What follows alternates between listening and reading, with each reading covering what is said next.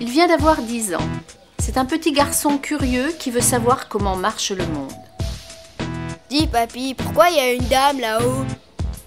La dame, c'est la Marianne sur la fontaine que les gens de Dommartin viennent de réinstaller au cœur de leur village. Et papy de se lancer dans les explications sur la République, son drapeau, cette belle dame qui la personnifie et qui s'appelle Marianne. Devant cette fontaine, les souvenirs affluent. Tu sais mon vieux, quand j'avais ton âge, c'était au début des années 60, il y a 50 ans. 50 ans, c'est pas possible. Toute une vie, tout un monde entre nos deux enfances. Un monde qui a basculé. Comment le raconter à son petit curieux qui ne cesse de questionner? À 10 ans, on ne s'intéresse guère aux bouleversements géopolitiques, même si on connaît Internet, webcam et téléphonie. Le quotidien, voilà qui va intéresser le gamin.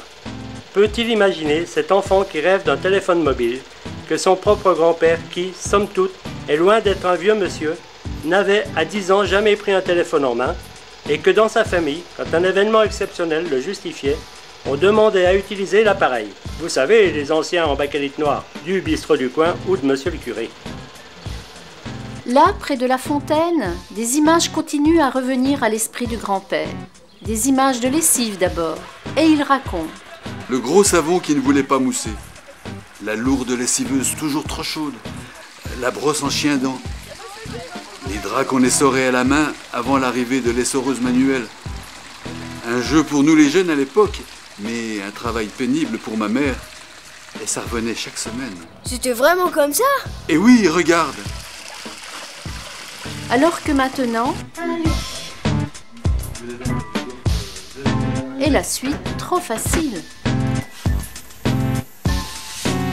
Et pour la cuisine, on se servait de la vieille cuisinière qui est au fond de la remise. Elle servait encore. Ah, ce civet qui mijotait au coin de cette cuisinière toute la matinée. Quel régal! Mais les gazinières avaient fait leur apparition tout de même. La cuisine, quelle affaire! Au début des années 60, dans nos villages, pas de robots, peu de frigos. Notre papy se souvient encore du goût de son premier yaourt. Sa mère avait découvert cette nouveauté et en avait acheté, non sans méfiance, aux commerçants ambulants qui passaient une fois par semaine. Le beurre, le fromage, la viande fraîche, on les gardait à l'abri de la chaleur et des mouches dans un garde-manger grillagé, installé au frais à la cave ou dans une arrière-cuisine. Les légumes provenaient pour la plupart du jardin. Il y avait bien un peu de sirop et d'eau gazeuse aromatisée. Dis papy, vous aviez du coca? On en avait entendu parler, mais c'était la boisson des Amerlocs. Une boisson quasi diabolique. Le coca a fini par séduire, et petit à petit, comme si on se laissait gagner par une forme d'American Wine of Life électroménager, s'est installé en même temps que le chauffe-eau, le chauffage central. Se sont installés aussi les supermarchés devenus, pour le pire ou le meilleur, l'un des symboles de notre société de consommation, qui maintenant se passerait de micro-ondes, de congélateurs et consacrerait quotidiennement des heures aux pluches et à la plonge. Certes, la cuisine est très tendance actuellement. Les émissions culinaires florissent à la télévision, mais avec la robotique du 21e siècle. La télévision. Grande affaire des années d'enfance de notre papy qui peine à convaincre son petit-fils qu'un monde sans écran a pu exister. Vous-même, consultez donc les anciens de votre famille, de votre village. Quel événement que l'installation des premiers postes, noir et blanc bien entendu. Comme pour le téléphone, c'était au bistrot et chez quelques-uns qui voulaient marquer leur modernisme ou leur aisance financière.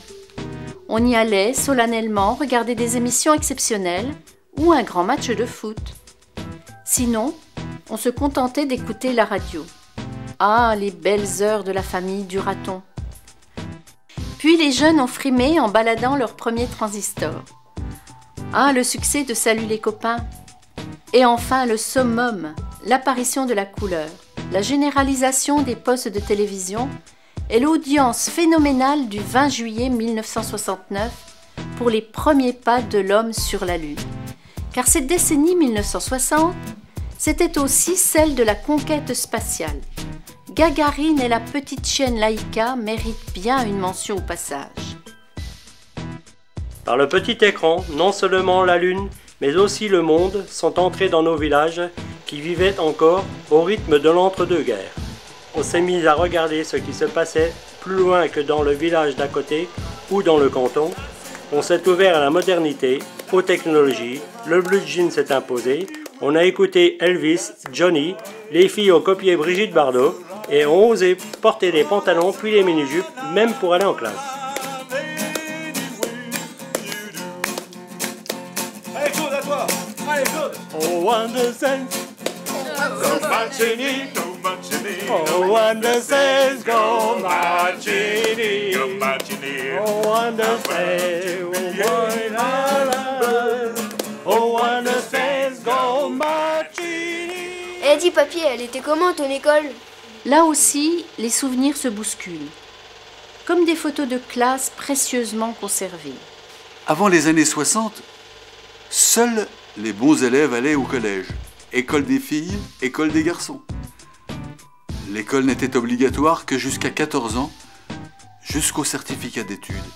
Et puis, dans les années 60, école jusqu'à 16 ans. Fini le certif. Dans les écoles, les filles et les garçons ont été mélangés. La mixité, quoi. Les constructions des collèges se sont multipliées pour nous accueillir, nous les enfants du baby-boom. Ah, la semaine des 4 jeudis sonne quand même mieux que la semaine des 4 mercredis, non? Eh oui, notre jour de repos, c'était le jeudi. Les filles en blouse rose ou en blouse bleue, une semaine sur deux. Mais quelle fille aujourd'hui accepterait de porter la blouse obligatoire de ce temps-là? Il fallait y aller au collège qui était en ville, à 12 ou 15 km des villages. La plupart ont pris le car. Certains se déplaçaient à bicyclette jusqu'à ce qu'apparaissent les premières mobylettes qui ont fait le bonheur et l'émancipation des adolescents, le moteur pétaradant, les cheveux au vent, des copines en Amazon sur le porte-bagages. L'impression d'être des aventuriers qui partaient pour les virées de plus en plus longues. La possibilité d'aller au cinéma, au bal, dans les surprises parties que l'on croyait sulfureuses. Retiens la nuit jusqu'à la fin du monde. Retiens la nuit.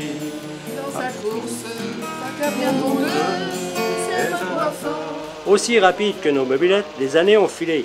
Il y aurait encore tant à dire. Peut-être une prochaine fois, si, pour les beaux yeux d'un petit curieux, nous nous laissons à nouveau entraîner sur les chemins de mémoire.